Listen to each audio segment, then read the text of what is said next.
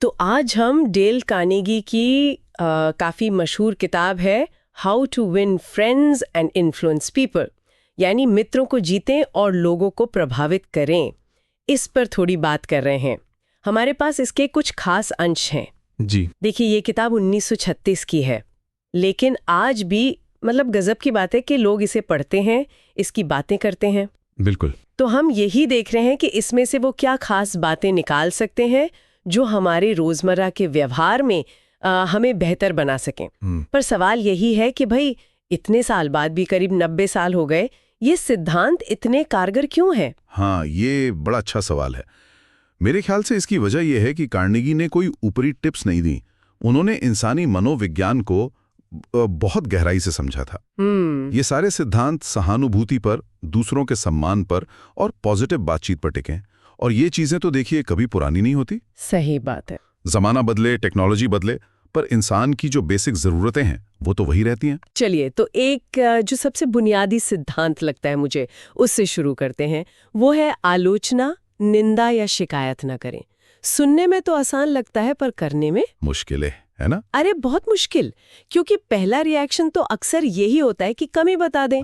लेकिन कार्नेगी का पॉइंट ये है कि आलोचना सुनते ही लोग डिफेंसिव हो जाते हैं। उन्हें लगता है उन पर अटैक हो रहा है। अच्छा। और फिर वो सुनने के मूड में नहीं रहते, मन में गांठ पड़ जाती है। तो सुधार तो दूर की बात, रिश्ता बिगड़ सकता है।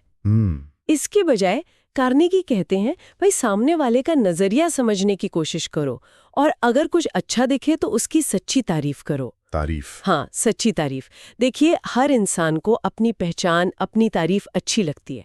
वो भूखा होता है इसका, और ये आलोचना से कहीं ज्यादा पावरफुल टूल है।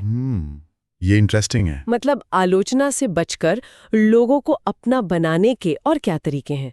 मुझे याद है किताब में मुस्कुराने जैसी बहुत ही सिंपल सी बात पर जोर है। हाँ, और वो छोटी सी लगती है पर उसका असर देखिए। एक सच्ची मुस्कान, वो बिना बोले ही एक गर्मजोशी, एक अपनापन दिखाती है। और वैसे ही किसी का नाम याद रखना। कार्नेगी तो कहते हैं कि किसी इंसान के लिए उसका नाम दुनिया की सबसे मीठी आवाज है। हाँ, ये मैंने भी पढ़ा है। नाम याद रखने से लगता है कि आप सामने वाले को अहमियत दे रहे हैं। वो आपके लिए बस कोई भीड़ का हिस्सा नहीं।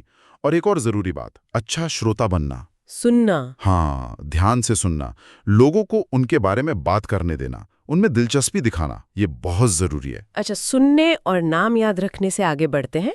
एक सिद्धांत है जो मुझे हमेशा मतलब थोड़ा सोचने पर मजबूर करता है कि बहस जीतने का एकमात्र तरीका है उससे बचना। ये बात कुछ उल्टी नहीं लगती? हम तो चाहते हैं अपनी बात सही साबित करें। हाँ, ये बिल्कुल सोचने वाली बात है, क्योंकि पहली नजर में लगता है कि बहस जीतना तो अच्छी बात है, हमने अपना पॉइंट प्रूव कर दिया जी। लेकिन कार्नेगी कहते हैं, जरा बड़ी पिक्चर देखो। मान लीजिए आप बहस जीत भी गए, पर सामने वाले का सम्मान खो दिया या रिश्ते में खटास आ गई, तो क्या वाकई में कुछ जीता? सही बात है, गुडविल चली गई। बिल्कुल। तो बेहतर है कि आप दूसरों की राय का सम्मान करें। कभी सीधे सीधे मत कहिए आप गलत हैं। ओह, ये कहना मुश्किल है कभी कभी। हाँ, मुश्किल है, लेकिन कोशिश तो कर सकते हैं। और अगर गलती आपकी है तो फौरन साफ साफ मान लीजिए।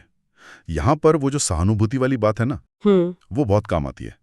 ईमानदारी से खुद को दूसरे की जगह रखकर सोचना, ये बहस जीतने से कहीं ज्यादा जरूरी है। ये बातें सिर्फ दोस्तों या पर्सनल रिश्तों के लिए ही नहीं लगती, क्या लीडरशिप में भी इनका कोई रोल है? मतलब किसी को बिना ठेस पहुंचाए, बिना नाराज किए कैसे बदलें? बिल्कुल बिल्कुल, ये सिद्धांत लीडरशिप के लिए भी उतने ही, शायद उससे भी ज्यादा जरूरी हैं। कार्नेगी का सुझाव है कि अगर किसी की गलती बतानी भी है तो सीधे अटैक मत करो। ओके। बात की शुरुआत प्रशंसा से करो, सच्ची तारीफ से। फिर गलतियों की तरफ सीधे उंगली उठाने के बजाय थोड़ा इनडायरेक्टली इशारा करो। जैसे शायद अपनी कोई पुरानी गलती बताकर बात शुरू कर सकते हैं। और सीधा हुक्म देने के बजाय सवाल पूछो। अच्छा। सवाल पूछने से? हाँ, उससे लोगों को लगता है कि वो भी फैसले का हिस्सा है। और सबसे अहम बात, हमेशा दूसरे इंसान को अपनी इज्जत बचाने का मौका दो। गलती हो भी गई तो उसे नीचा मत दिखाओ। और कोई भी छोटा सा सुधार हो, उसकी दिल खोल के तारीफ करो। इससे मोटिवेशन मिलता है। किताब में एक बहुत मशहूर कोट है, मुझे याद आ रहा है, आप दूसरों में दिलचस्पी लेकर 2 महीनों में जितने दोस्त बना सकते हैं, उतने 2 साल में दूसरों को खुद में दिलचस्पी दिलाने की कोशिश करके नहीं बना सकते। ये बात शायद सब कुछ कह देती है। बिल्कुल, ये एकदम निचोड़ है। तो अगर हम पूरी बात का सार निकालें तो ये सिद्धांत कोई चालाकी या मैनिपुलेशन टेक्निक्स नहीं है। नहीं, बिल्कुल नहीं। ये असल में दूसरों में सच्ची दिलचस्पी लेने, उनका आदर करने और दुनिया को उनके नजरिए से देखने की कोशिश करने के बारे में है। एकदम सही कहा आपने। और इसीलिए ये सिद्धांत इतने कामयाब हैं और हमेशा रहेंगे। चाहे ऑफिस में नेटवर्किंग हो, टीम को लीड करना हो या घर के रिश्ते हों। ये लोगों को समझने का, उनसे जुड़ने का तरीका है, उन्हें अपनी मर्जी से चलाने का नहीं।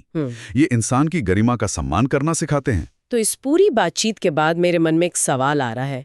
जरा सोचिए, अगर हम इन टाइमलेस प्रिंसिपल्स में से सिर्फ एक को भी, मान लीजिए ईमानदारी से दूसरों की तारीफ करना या फिर बहस करने के बजाय सहानुभूति दिखाना, इसे लगातार अपनी रोजमर्रा की जिंदगी में उतारना शुरू कर दें, तो हमारे आपसी रिश्तों पर, हमारे माहौल पर इसका कितना गहरा, कितना पॉजिटिव असर पड़ सकता है। बहुत गहरा असर पड़ सकता है।